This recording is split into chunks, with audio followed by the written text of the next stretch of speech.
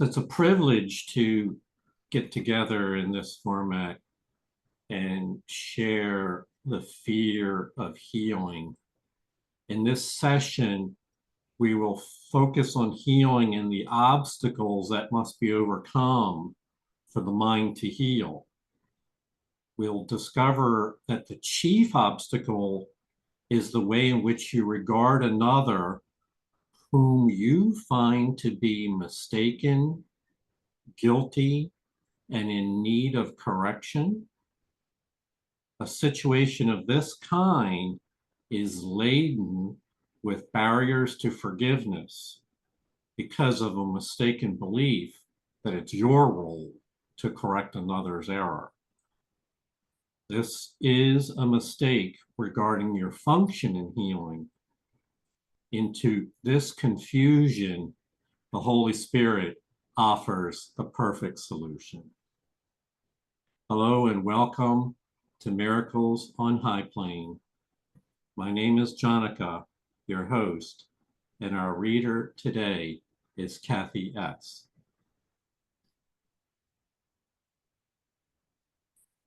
Is healing frightening? To many, yes. For accusation is a bar to love, and damaged bodies are accusers. They stand firmly in the way of trust and peace, proclaiming that the frail can have no trust and that the damaged have no grounds for peace. Who has been injured by his brother and could love and trust him still? He has attacked and will attack again. Protect him not, because your damaged body shows that you must be protected from him.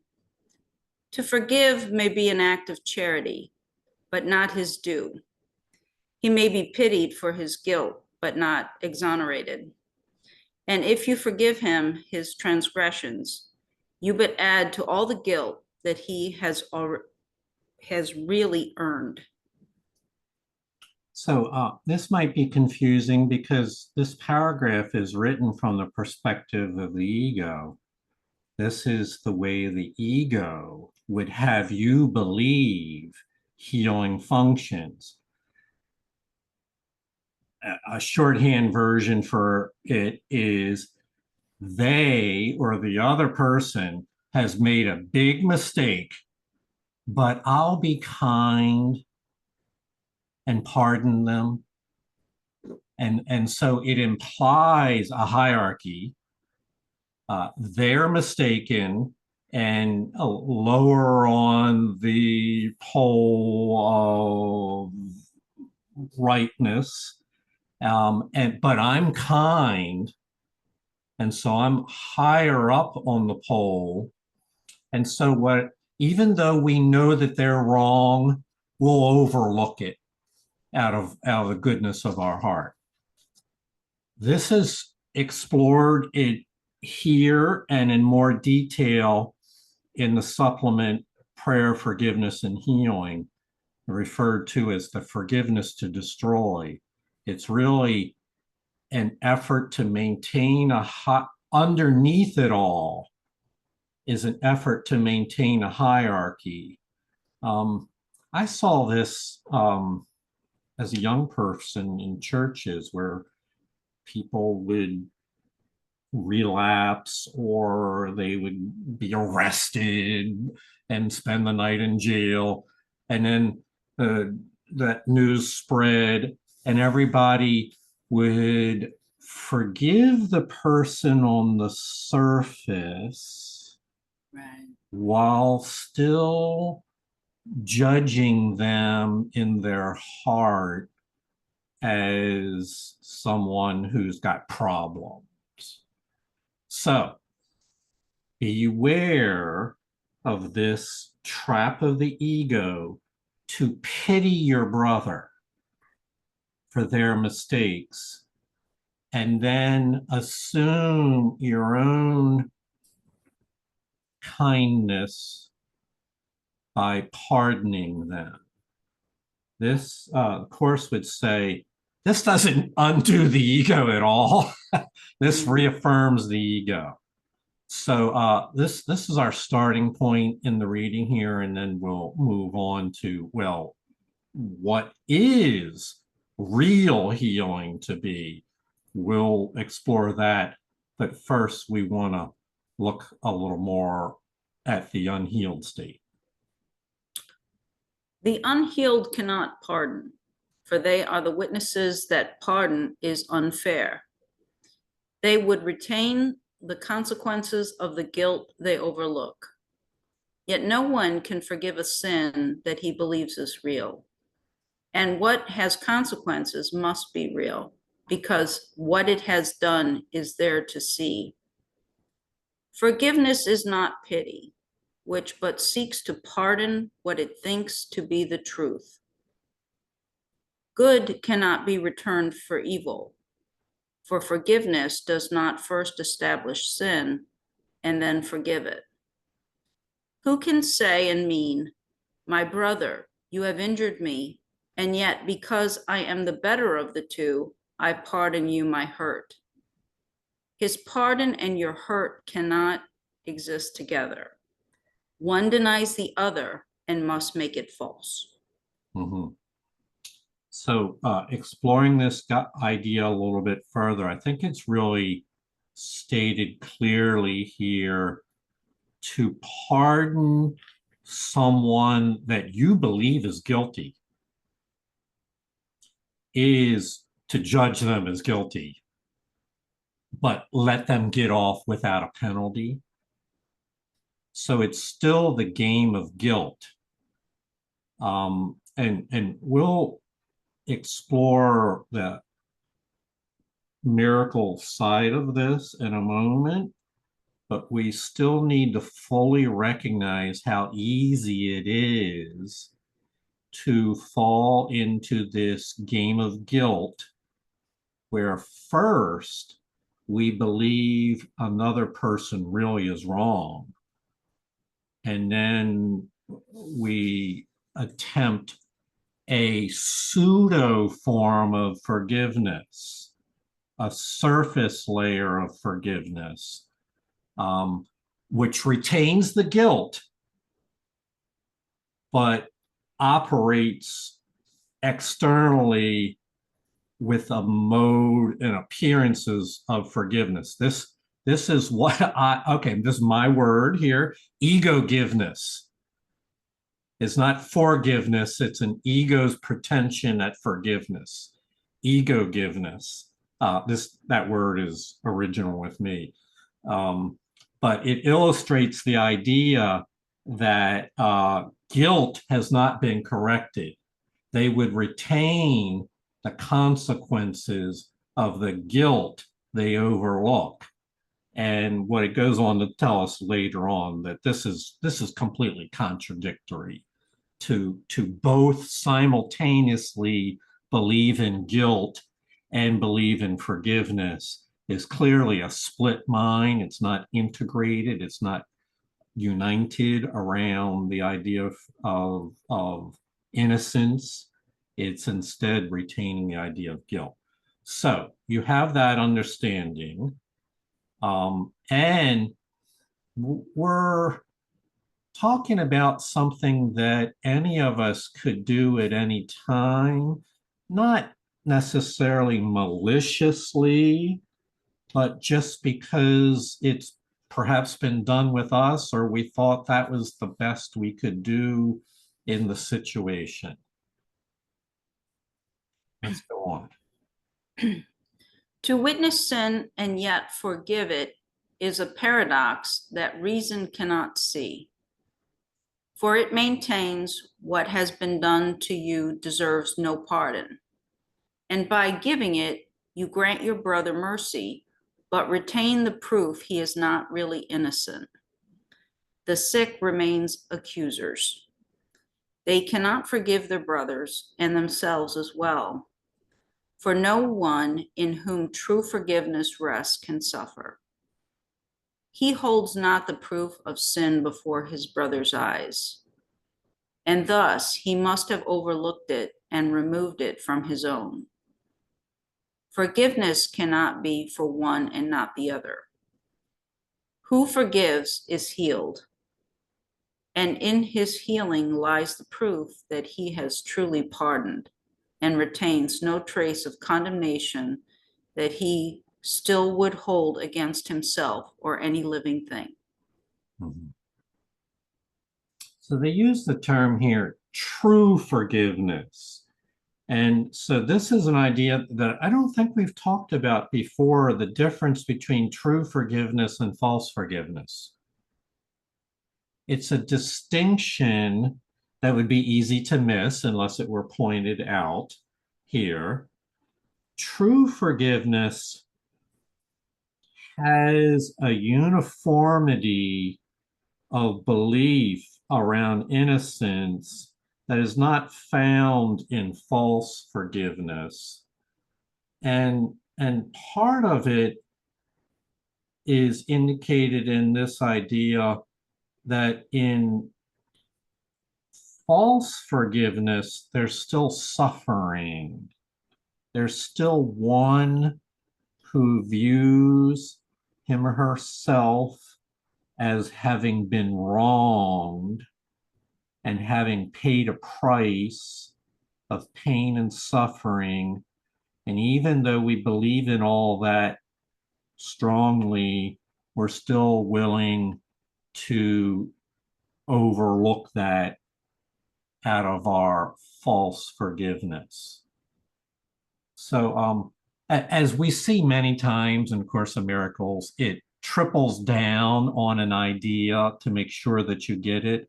And that's done for a reason, because in our world, these things are not even discussed often and are overlooked.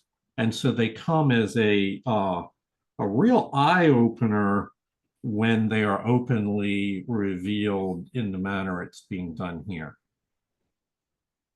Sandra? I really appreciate your saying about overlooking, because I did a lot of overlooking, which wasn't really forgiving because I was still angry. And so that's and I've been told in this book that I don't know how to forgive. So that's my Holy Spirit's job. All I have to do is recognize that I'm angry. And why am I angry? Because I've judged something. So the guide for me to tell me that whether I've forgiven or not is, do I still feel angry? Mm. Can I see the innocence in my brother? And I may have to still let go. Mm. I can let go in love, not in anger. Yeah, that's really a good test. Is pay attention to how you feel there, and that will tell you whether or not you've fully entered into forgiveness. Thank you, Sonia. Noel? I have trouble not judging while I'm forgiving. They nailed it about saying that the forgiver feels superior somehow. And I'd like to neutralize that. I guess as we keep reading, I'll find out how. Yes. Yes, you anticipated it right. So let me just shorthand version, Noel's, we need to avoid the temptation to judge to begin with. It would be elaborated a little bit, is to establish ourselves as the judge, identify the guilty, and then to pardon them is to be the judge. And the mistake is to ever assume that our function is to be the judge in what we, and it takes mind training not to slip into that function, that role, and instead, when something happens that we don't immediately understand, to right away say, Holy Spirit, I don't understand this, but I don't want to be the judge of it. So take this and help me to heal with my understanding. And that takes mind training. That That's not our instinctual first response to turn it over to the Holy Spirit, but we can be trained to let that be our first response.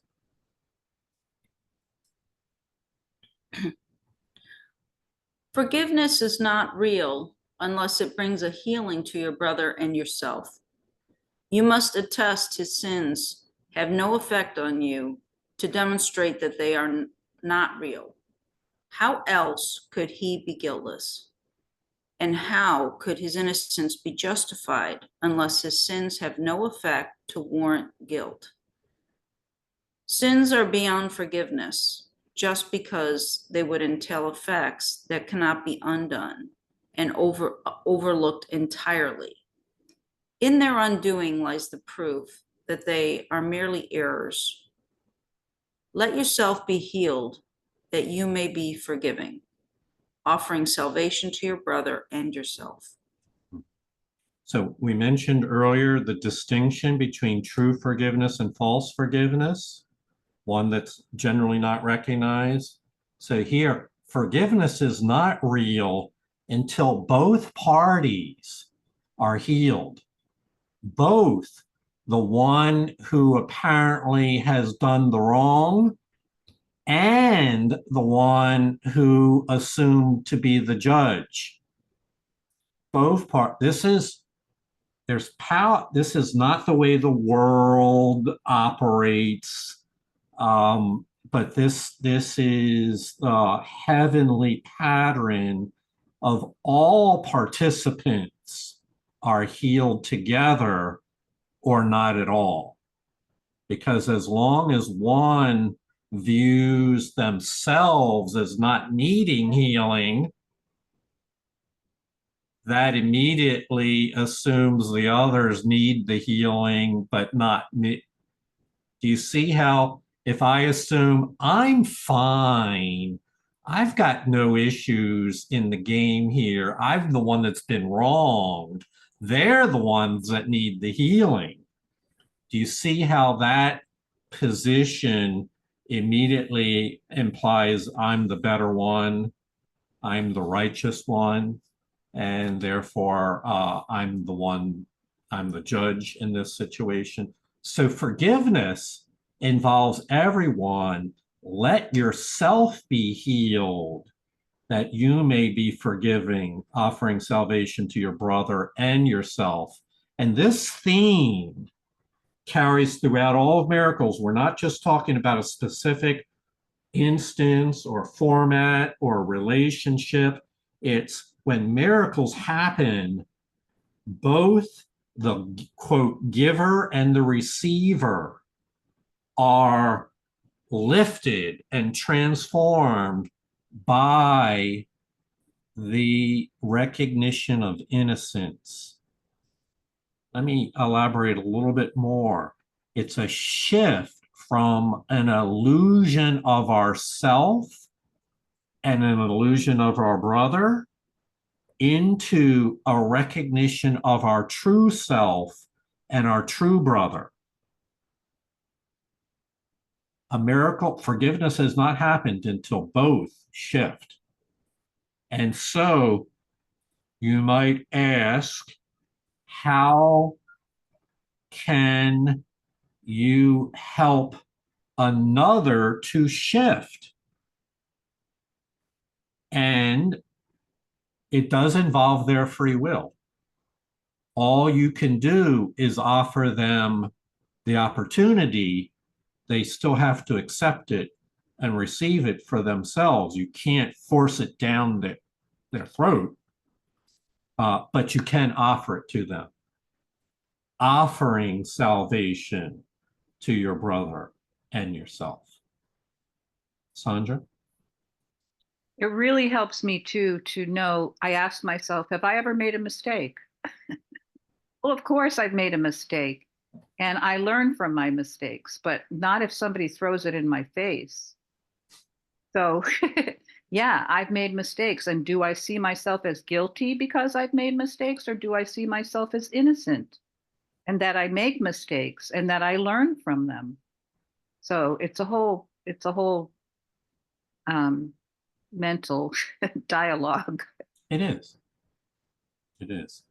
I just want to elaborate on that because for whatever reason, the last couple months, when I catch somebody else in a mistake, I pause and I look at, well, what is it in me that would be so triggered or alarmed by what just happened?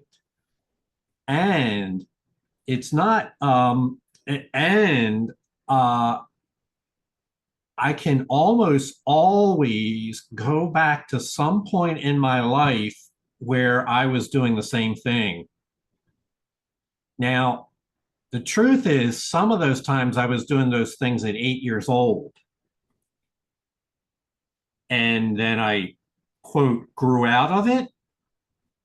But I was still doing those things, not just the same.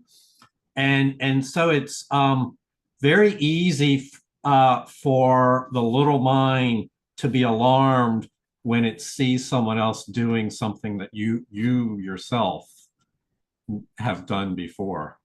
And I'm not saying that the Course tells us we need to do this. I'm just recognizing that I'm particularly sensitive to the things that I may have done in the past. And not held my and let myself off,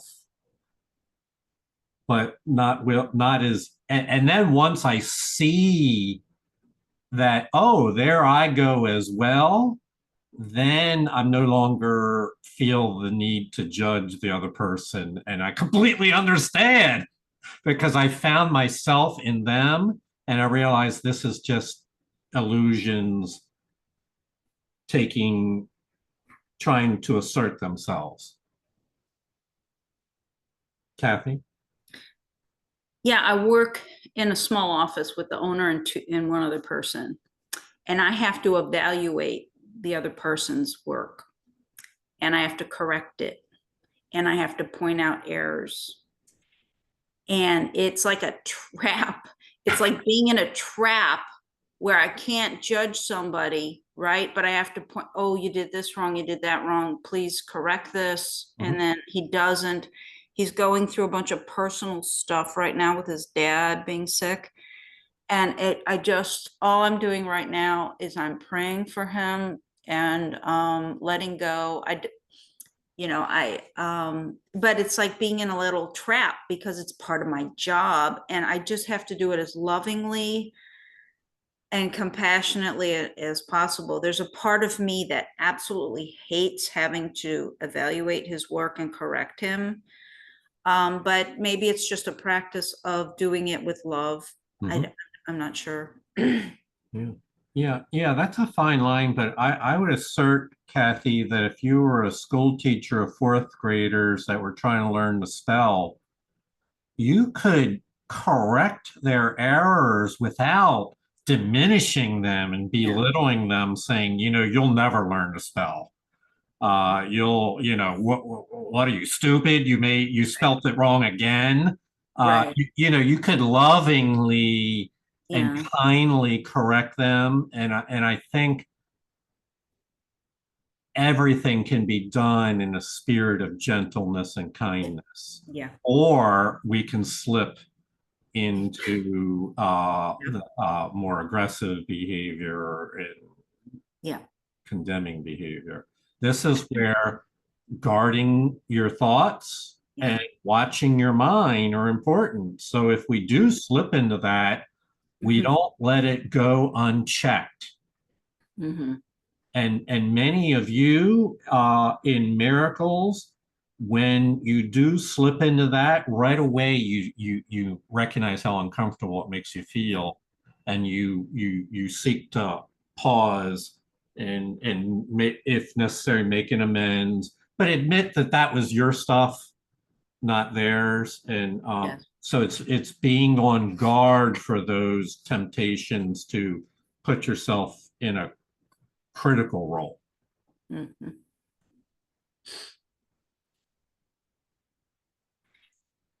A broken body shows the mind has not been healed. A miracle of healing proves that separation is without effect. What you would prove to him, you will believe. The power of witness comes from your belief, and everything you say or do or think but testifies to what you teach to him. Your body can be means to teach that it has never suffered pain because of him. And in its healing, can it offer him mute testimony of his innocence? It is this testimony that can speak with power greater than 1,000 tongues. For here is his forgiveness proved to him. Mhm. So before I comment, I just want to say that I think we're in territory that is easily misunderstood. We're talking about a healed body. And there's a tendency to immediately interpret that in physical terms, to say all diseases have gone, all arthritis, all infections, all disabilities are gone in a healed body. I don't view it that way. I view it in miracles, throughout miracles, as a healed body is a body that's devoted to the purpose that the Holy Spirit has given us. And you can be in a wheelchair and have a healed body. You can perform miracles with a physical disability. And it all comes about by the purpose that you assign to your body. At the same way, at the inverse of what I just said, you can be one of the most physically, athletically capable individuals and use your body for harm. And that would be a broken body, using it to attack and hurt others. So this is a point of interpretation that I'm sharing, that I don't believe this is about broken legs or arthritic joints or organs that need to be replaced or other things. It's still around, consistent with everything else said in this section and in everything else said in the Course of Miracles. We're talking about what purpose do you hold in your mind that your body is for? And that is easily confused. The ego would have you go upside down in your understanding of what your body is for. And so it's the intent of the Holy Spirit to write her message, her purpose, her plan onto the way you view your body. So your body can be a means to teach that it has never suffered pain because of your brother, and offer him testimony of his innocence. And so I think, well, you're welcome to interpret in the way in which the Spirit guides you best. I'm offering you my thoughts on this. And we'll see, not to take this paragraph in isolation, but to see it in relationship to other paragraphs in the same section. We'll read that as well. Kathy? A miracle can offer nothing less to him than it has given unto you. So does your healing show your mind is healed and has forgiven what he did not do. And so is he convinced his innocence was never lost and healed along with you. Thus does the miracle undo all things the world attests can never be undone. And hopelessness and death must disappear before the ancient clarion call of life. This call has power far beyond the weak and miserable cry of death and guilt. The ancient calling of the Father to his Son and of the Son unto his own will yet be the last trumpet that the world will ever hear. Brother, there is no death. And this you learn when you but wish to show your brother that you had no hurt of him. He thinks your blood is on his hands, and so he stands condemned. Yet it is given you to show him by your healing that his guilt is but the fabric of a senseless dream. Mhm. So just to reaffirm, your healing shows your mind is healed and has forgiven your brother.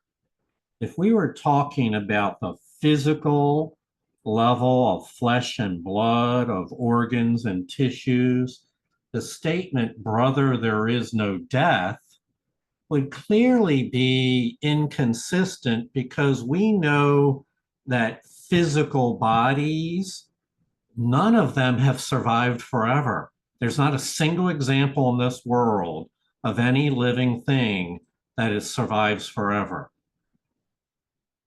All organs and material organic things have a beginning and an ending. But we're not talking about the death of physical things here. We're talking about your soul. And to your soul, it shall never die, for it was created eternal. There is no soul death. And the confusion in our world and in our common gestalt is applying the death of physical bodies to the death of our real being, of our true identity. And that confusion is what we call level confusion. So trying to untangle all that is a major learning, and it comes up here, but it comes up in chapters 1 and 2 and throughout there. So what are we saying is that the miracle is a healing that shows your mind is healed. And how does your mind heal? By returning to the memory of God, returning to the truth of how you were created and what you are. And there's this beautiful line here. There's an ancient calling of the Father to his Son and of the Son to his own. Where is that calling heard? Is that heard with your physical ears? Or is that something that is deep, too deep for words and sounds? It's the reason, honestly, it's the reason why we're here reading about this, is because you feel a call deep within your soul to reconnect with your source. But it's not something you hear with your ears. It's something you recognize on a deeper level. So our part in healing is always both to heal our own mind and, in relation to others, help them in their healing journey as well. We read just a few paragraphs ago that healing only occurs when all parties involved are healed.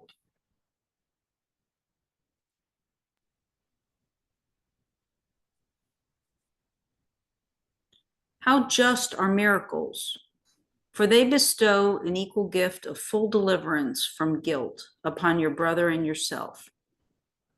Your healing saves him pain as well as you, and you are healed because you wished him well.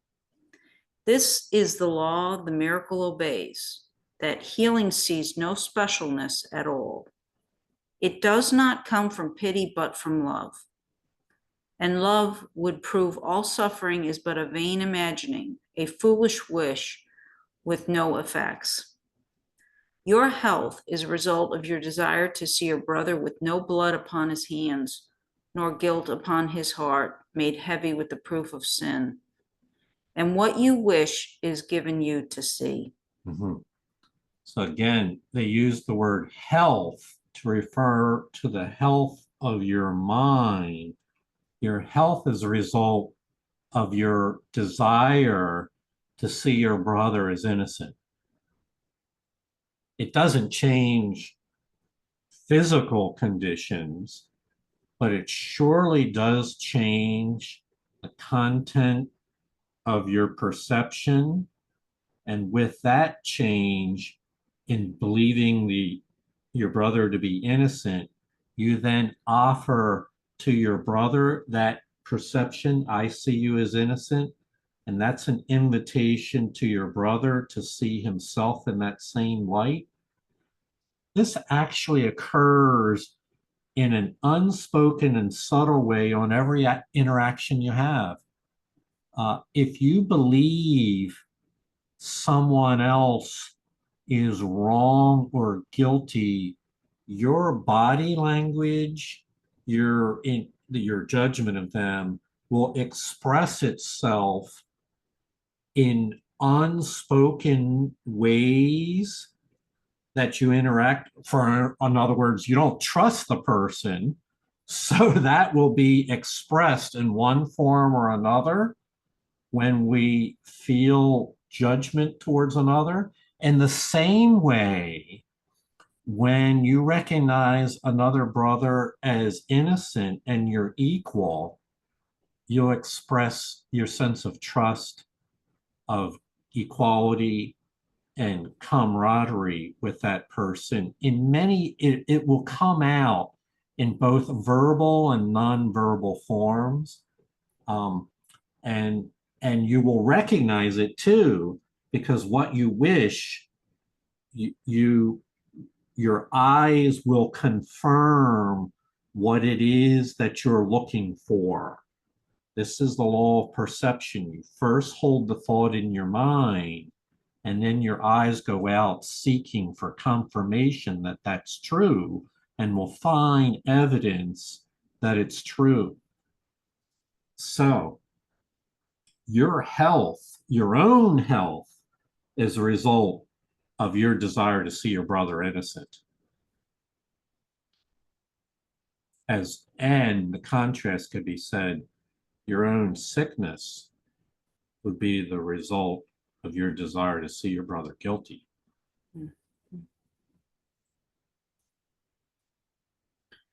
The cost of your serenity is his. This is the price the Holy Spirit and the world interpret differently. The world perceives it as a statement of the fact that your salvation sacrifices his. The Holy Spirit knows your healing is the witness unto his and cannot be apart from his at all. As long as he consents to suffer, you will be unhealed. Yet you can show him that his suffering is purposeless and wholly without cause. Show him your healing, and he will consent no more to suffer, for his innocence has been established in your sight and his. And laughter will replace your sighs, because God's Son remembered that he is God's Son. Mm-hmm. So this comes up a lot in people that are working programming miracles, is they will say, well, what if I've forgiven the other person, but they haven't forgiven back? So that there's a disconnect there. This happens a lot. I've heard the stories here, and that creates healing has not occurred until both parties feel. As long as he consents to suffer, you will be unhealed. You'll feel the weight of that barrier to love in your relationship with the other person.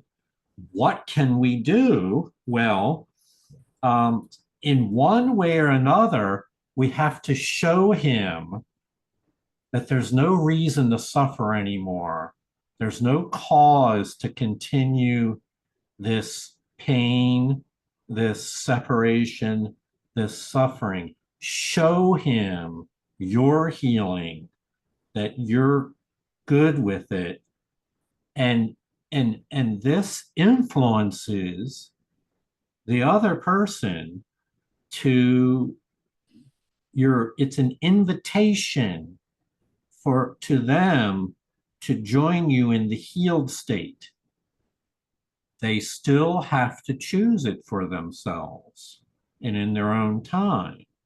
But what you're doing is demonstrating to them that you're willing to let forgiveness prevail. Show them that you're healed and he will consent to suffer no more. And why? Because you view them in a different light than they view themselves. And I've had so many testimonies of people that in this program share with me. The ones that are most dramatic are with family members where for 10 or 20 years they did not talk. There was this grievance, or maybe they talked, but the grievance was still there in the air. And then the miracle worker, having worked on forgiveness and really getting clear and letting go of all their own judgments. And then all of a sudden, one day, the phone rang and they had the first heart-to-heart talk with their family member in a decade or more. And all of a sudden, they were good. And in one example I'm thinking about now, they talk 3 or 4 times a week after not talking for 20 years. And these things can be very deeply rooted. And if that can be unanchored, well, then I submit to you, anything can be healed. Not because we have the power to heal, but because the laws of miracles, people living by and practicing the laws of miracles, applying them to themselves, and then demonstrating to others that healing works, is an invitation to others to join in with you. It's really most profound to witness. Who then fears healing? Only those to whom their brother's sacrifice and pain are seen to represent their own serenity. Their helplessness and weakness represent the grounds on which they justify his pain. The constant sting of guilt he suffers serves to prove that he is slave, but they are free.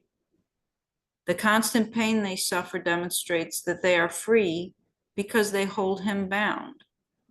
And sickness is desired to prevent a shift of balance in the sacrifice. How could the Holy Spirit be deterred an instant, even less, to reason with an argument for sickness such as this? And need your healing be delayed because you pause to listen to insanity? So always within the Course of Miracles, there are these obstacles. So we're talking about how to heal, but we also have to make reference and not be blind to the obstacles to healing, which here is the fear of healing, the desire to prevent a shift of balance, to delay. So the ego is without a doubt committed to interfering with the healing process. And you have to realize that that thought will enter your mind. And that would be, while there may be a relationship you have, that there has been some friction, some separation there, and the thought will enter your mind that you're better off holding your position, that you're right about this, that you're would be since you're right, it's not up to you to apologize or to take any action. You're going to wait until the other person does, or not at all. It's the ego wants you to dig your heels in and entrench yourself in your own fortress, again in opposition to the other person. This is called the fear of healing. And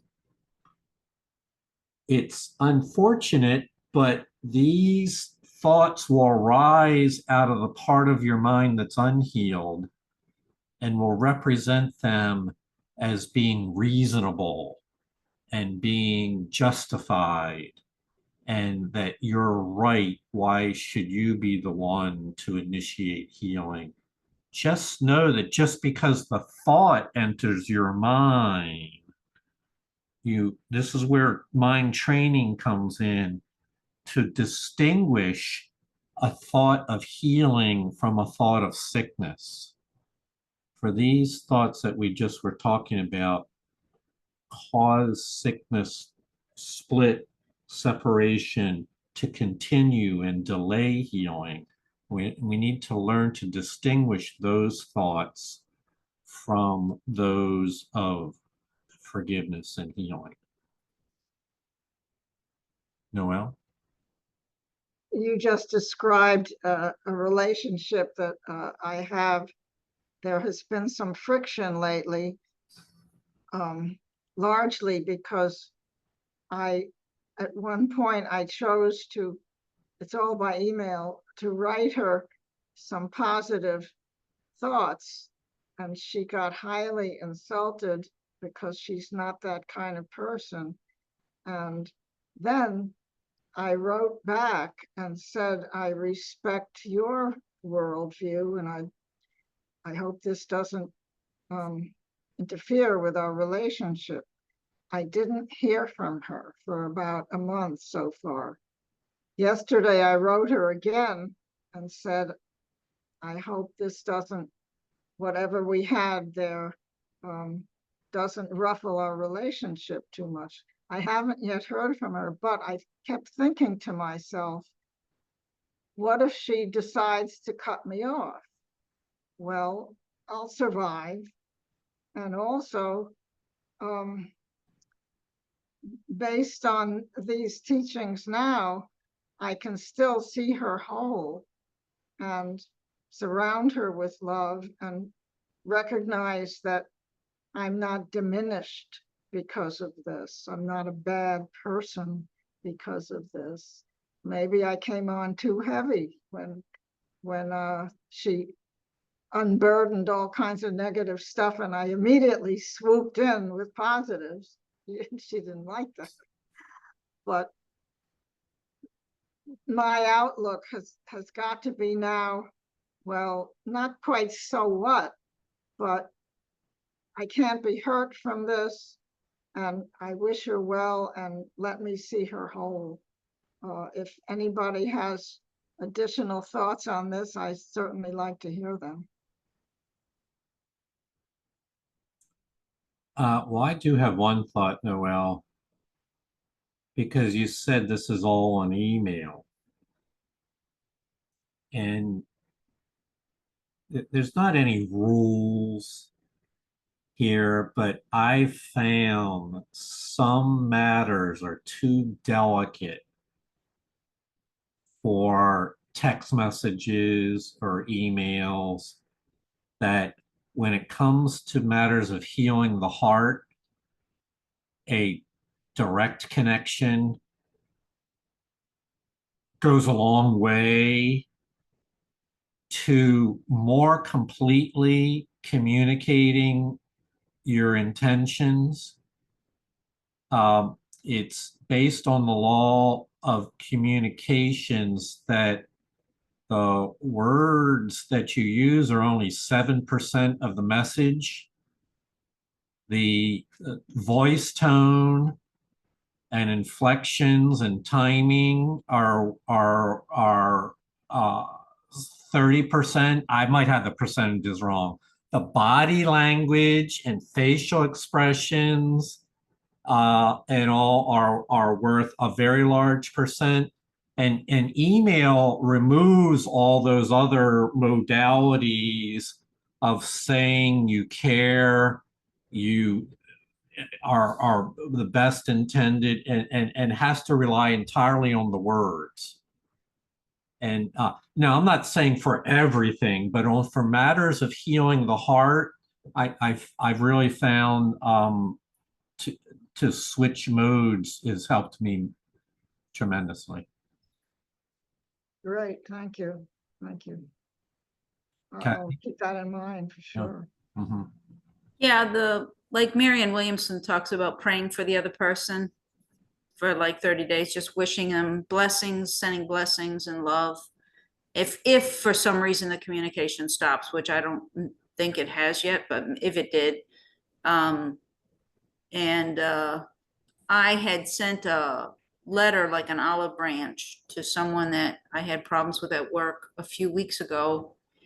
And I know she's received it, but I got nothing back. However, I feel a shift.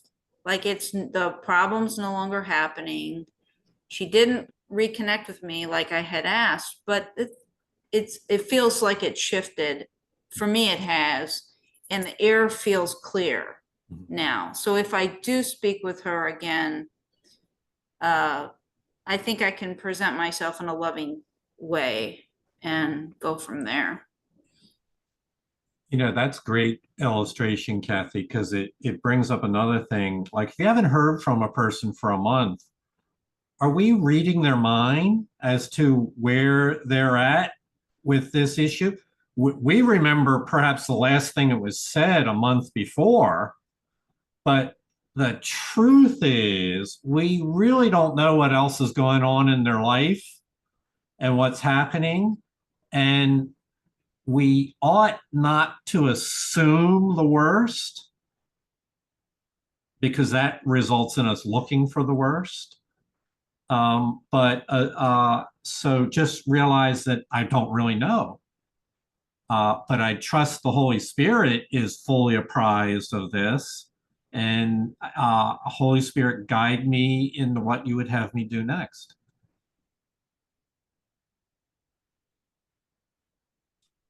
Sandra?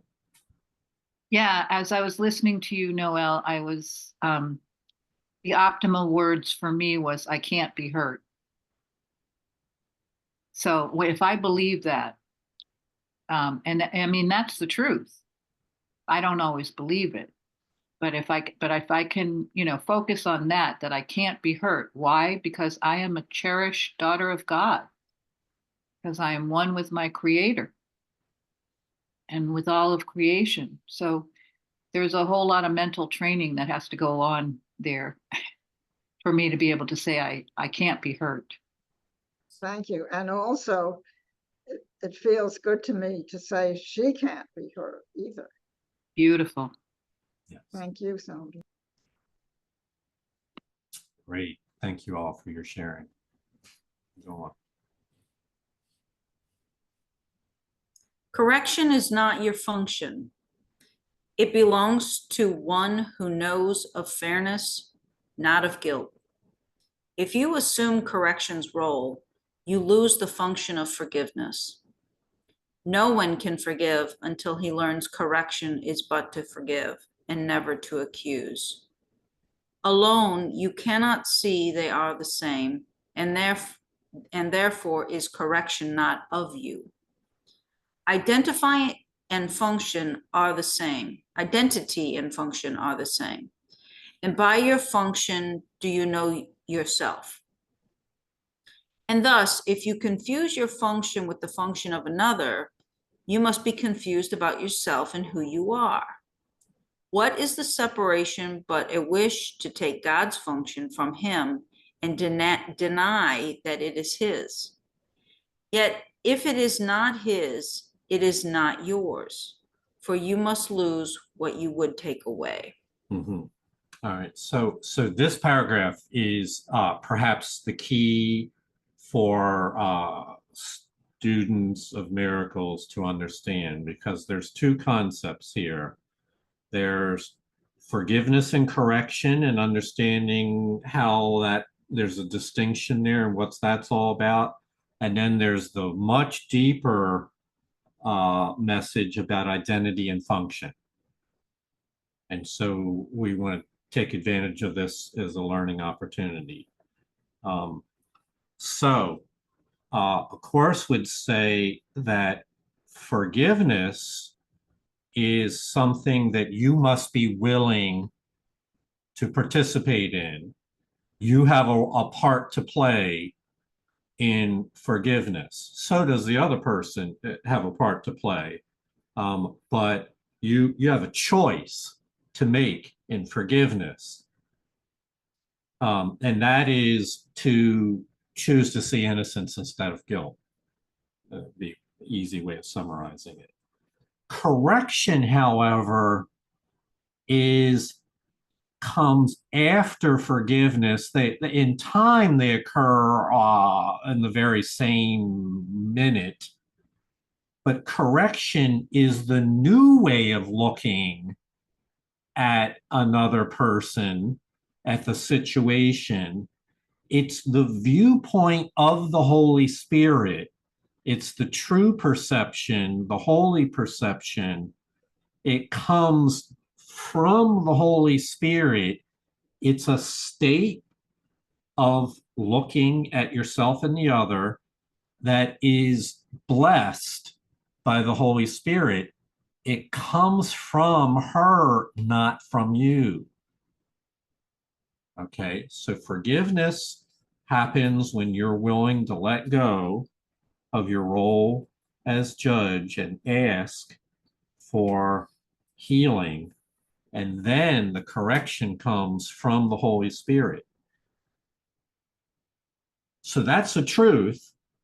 Here's what happens that makes it confusing is we get that all flipped around and think, it's up to me to correct my brother. And Kathy talked about this earlier because she has a role at work where she's monitoring somebody else's work and pointing out mistakes that happen and correcting them. And we said, you can do that lovingly, like a school teacher would do, or you can do it critically, like the ego would have you do it. So the ego would want you to assume the role of correction. Let me tell you what you should have done. Let me tell you the truth because I'm right and you're wrong. That's an ego attitude that it implies inequality. And we would say, as it emphasizes here, correction is not your function. It belongs to the Holy Spirit. And it's a very easy line to cross, especially when you're working in the healing realm, because we're looking to move forward. And all of a sudden, the ego would grab that opportunity to tell you what you should be doing, to tell you how to right yourself.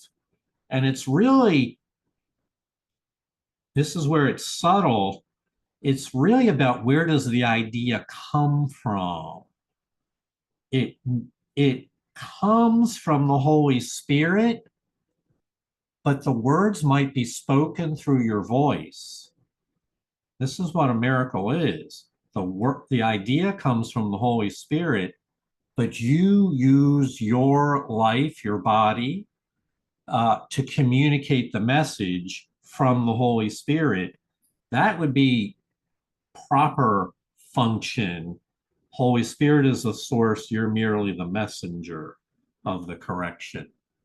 But when they get flipped around, here's we move on to the second topic, identity and function. When we get confused and think it's up to us to correct our brother, to set them right because they're wrong. Then we confuse our function and we confuse our identity at the same time, because now we're in charge. It's up to me to correct my brothers. After all, I'm the one who's got it right. And so that implies I don't even know who I am. I think I'm here to be the judge of my brothers. And so confusing your function with the function of the Holy Spirit, you must be confused about yourself and who you are.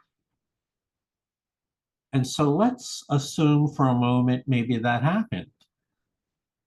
Well, it comes back to your first priority is to seek salvation yourself, to heal your own mind. You can't help anybody else in a sick state. You have to be first willing to have your own mind healed before you can help another to heal. And so the truth is, we talked about the error of confusing your function and thus confusing your identity. The truth is your identity is a son of the Creator. You are as God created you. That's the truth. And the function you have here on earth is to heal yourself and help heal others. That's the everlasting truth. The falsity is that you're here to be the judge and correct others. That's the confused state. And nowhere in anything that I've read ever, and I've pretty well read on things like this, has any teaching system ever clarified these distinctions that we just looked at in this one paragraph.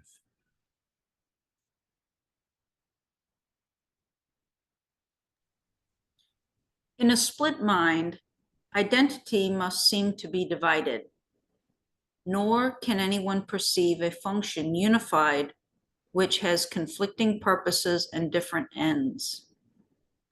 Correction to a mind so split must be a way to punish sins you think are yours in someone else. And thus does he become your victim, not your brother, different from you in that he is more guilty, thus in need of your correction, as the one more innocent than he. This splits his function off from yours and gives you both a different role. And so you cannot be perceived as one, and with a single function that would mean a shared identity with but one end. Mm-hmm. So this is the description of the ego's mind in a split mind, where there are two parties within your own mind with different objectives, a different sense of purpose, and then that gets projected outward into your relationships with your others, where you seem to have a different objective between yourself and your brother. And therefore believing that your brother, is more guilty than you, and that he needs you to correct him. This is the split mind. After all, you're innocent. You're just here to help, but he's the one that's all messed up. And this, once we start rolling down this ego storm, the storm just keeps getting stronger and stronger, because now the mind believes that you have a different function than your brother, that you're here to be the judge and he's the one that needs to be corrected. It feels like you have a different purpose than your brother. And so all of this obscures the truth. These are the barriers to the awareness of love's presence, to the awareness of perfect equality.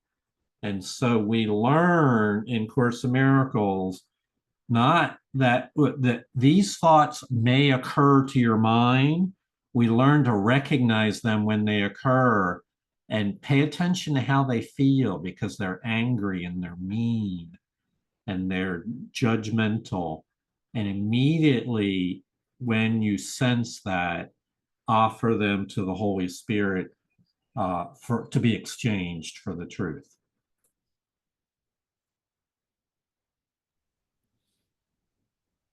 Correction you would do must separate, because that is the function given it by you. When you perceive correction as the same as pardon, then you also know the Holy Spirit's mind and yours are one. And so your own identity is found. Yet must he work with what is given him, and you allow him only half your mind. And thus he represents the other half and seems to have a different purpose from the one you cherish and you think is yours. Thus does your function seem divided, with a half in opposition to a half. And these two halves appear to represent a split within a self perceived as two. Consider how this self-perception must extend, and do not overlook the fact that every thought extends, because that is its purpose, being what it really is.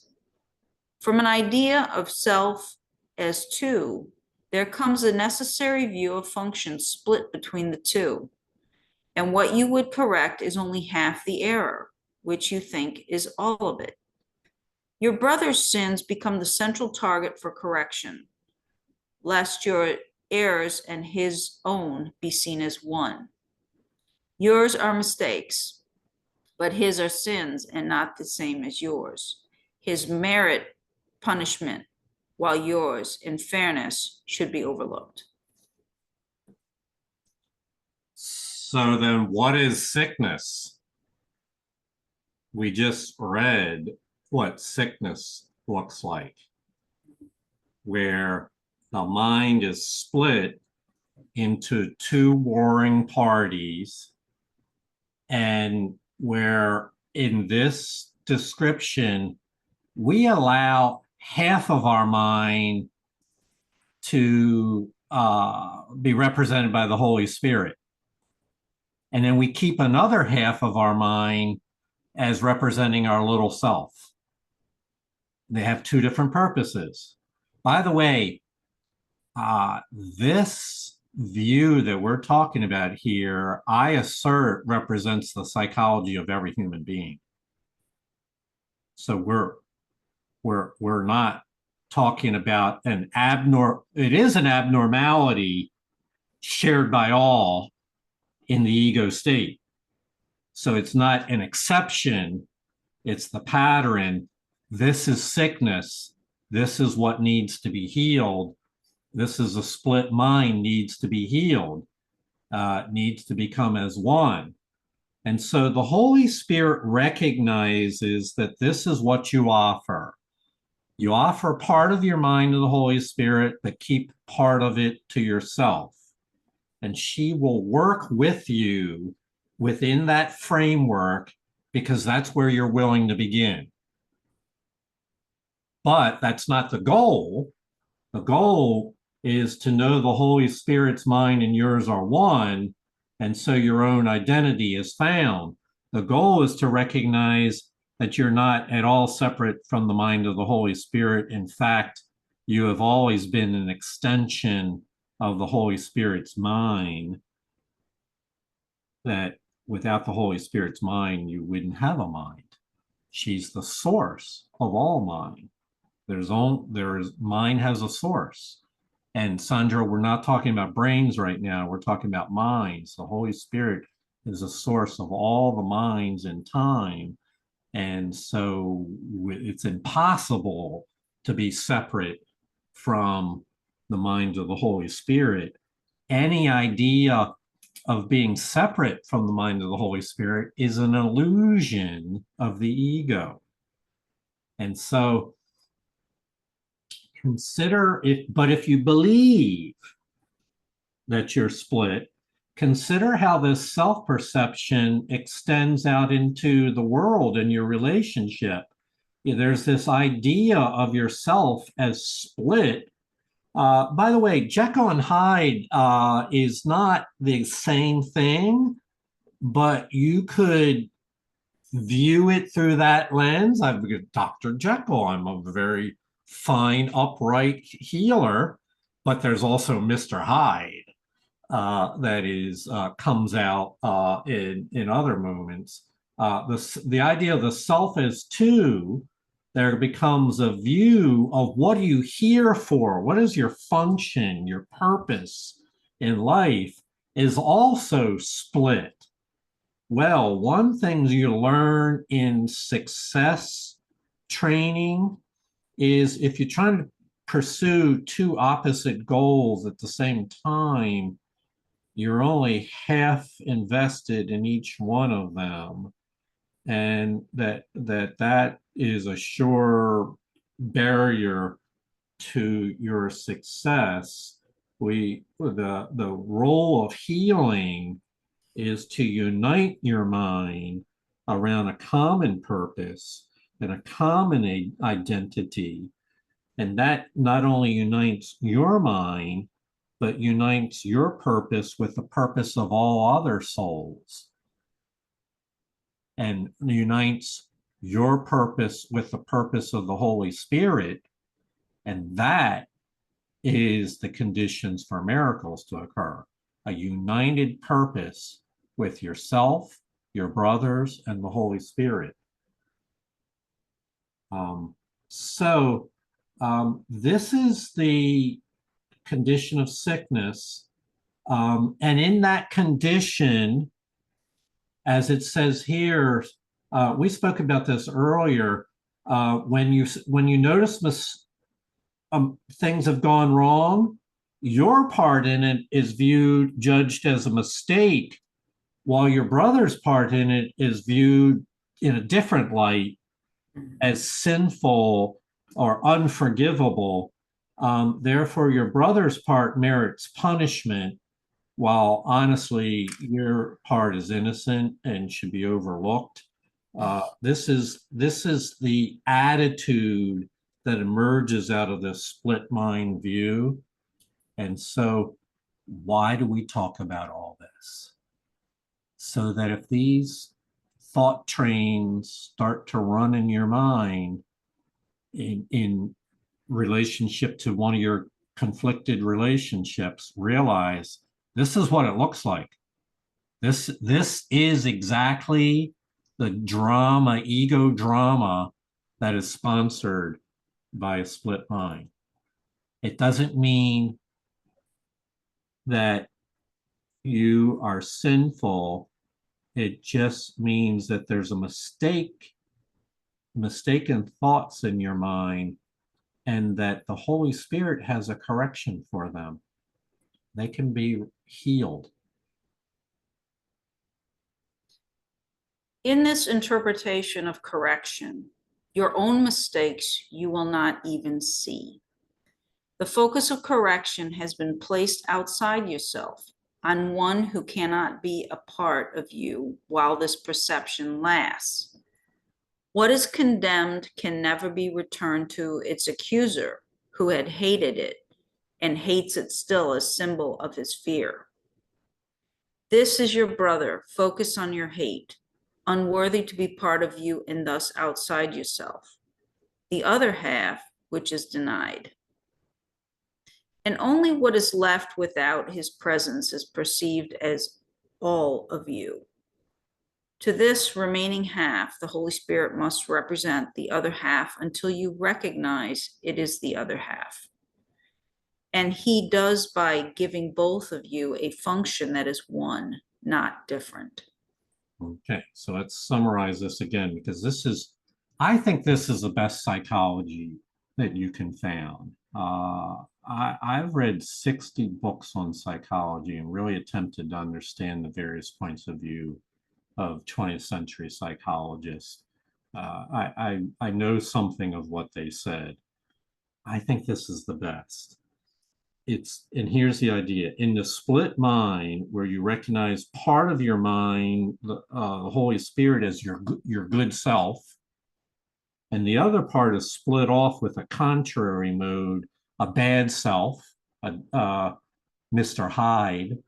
And then you have an encounter with someone else where they do something you don't like. Immediately, all the attributes of your own bad self are projected onto them. And now it seems that the focus of the problem and the correction has been placed outside of yourself onto someone else who seems to be your antagonist in this encounter. So no longer are you have any responsibility for your own split mind. Now all the blame and focus is external. And that is a perfect ego setup, because what is condemned can never be returned to the one who's doing the condemning.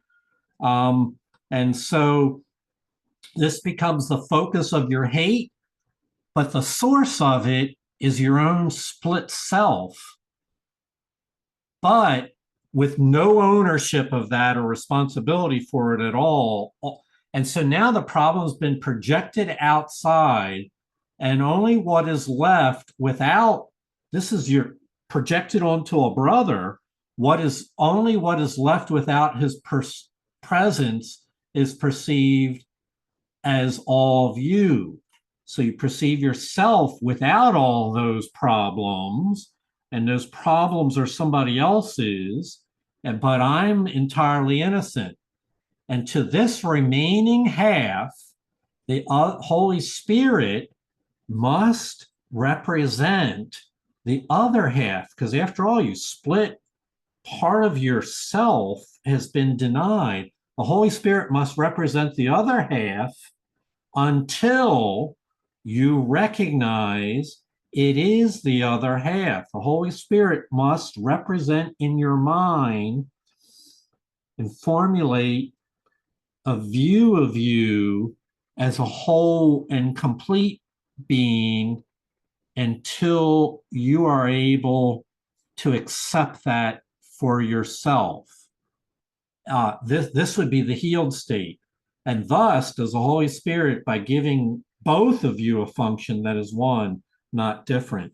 So the Holy Spirit recognizes this steep psychological splitting and projection of hatred onto our brother. The Holy Spirit understands all that. And she's not here to condemn.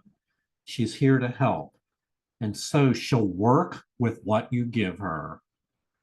And until you're ready to accept the wholeness of your union with the Holy Spirit and to accept your complete self, which includes your brother, the Holy Spirit will create a representation for you. It's called your innocent brother. It's called a holy relationship. It begins as a representation in your mind and becomes later on something that you accept fully when you're ready to accept it as the truth. So if someday, it's my hope that modern psychology will catch up with all this and save people time because as long as the projection of our hatred is directed outwards, then there's no sense of responsibility for ourselves, and we can't get back to the source of these ideas, and it needs to be healed at the source. Noel? Based on this, and especially the first line here, I have had to recognize in that the situation that I mentioned before, my own tendency to extreme negativity, which was reflected in my friend's email of a negative list. So that's very humbling. Yes, and Noelle, so this happens in miracles. We become more sensitive to our own stuff. I mean, what we're all talking about here is recognizing what's our part in all this. The key in that, Noelle, is not to allow the ego to batter you about when you recognize that, but to be gentle and kindly toward yourself, even when you catch yourself in a mistake, to know that, oh, well, that's my opportunity to heal. I see it now. I can ask for healing. But know that the ego would like to punish you for that mistake. And beware of the tendency for self-abuse when we recognize that we've made a mistake. View it instead, immediately turn to the Holy Spirit and say, I'm glad to give that. I can't heal this myself. I need your help. And I'm glad to call for Holy Spirit to guide this healing journey. Sandra? I love that, Jonica, because taking responsibility is not necessarily me fixing the situation. Right. Taking responsibility is turning it over, is when I catch myself in it, to turn it over to my Holy Spirit. That's taking responsibility. Thank you, Sandra. That really is so true. We're not the fixer. Even though we might be tempted to want to view ourselves as the fixer. All right. Correction is the function given both, but neither one alone.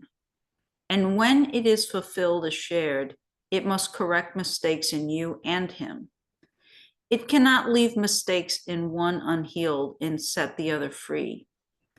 That is divided purpose, which cannot be shared, and so it cannot be the goal in which the Holy Spirit sees his own. And you can rest assured that he will not fulfill a function that he does not see and recognizes his. For only thus can he keep yours preserved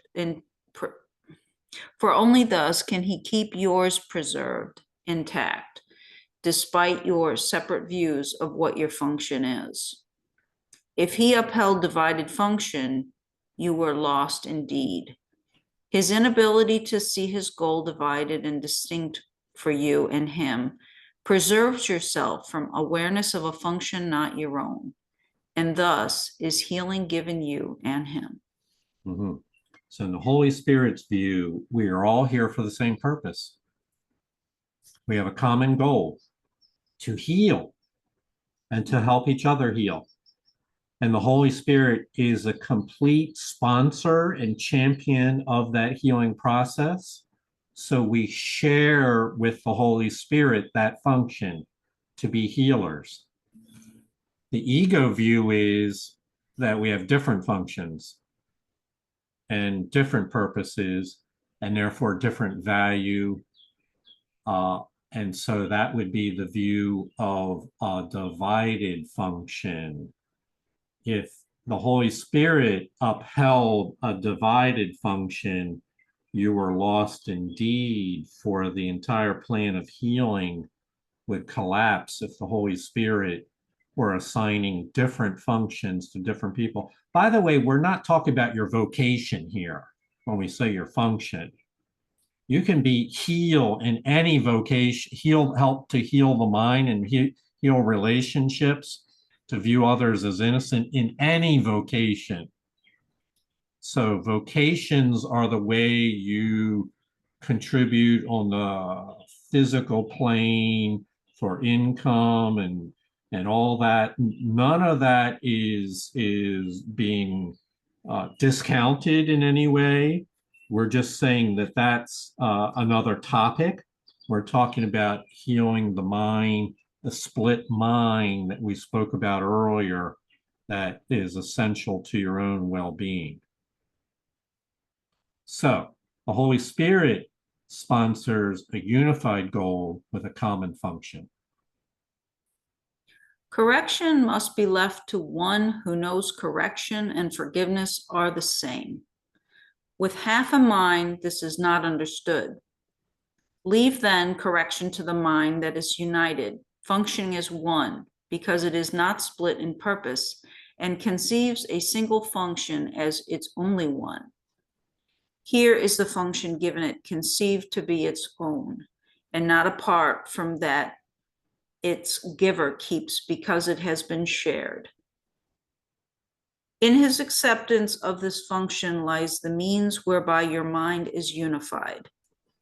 His single purpose unifies the halves of you that you perceive as separate, and each forgives the other, that he may accept his other half as part of him.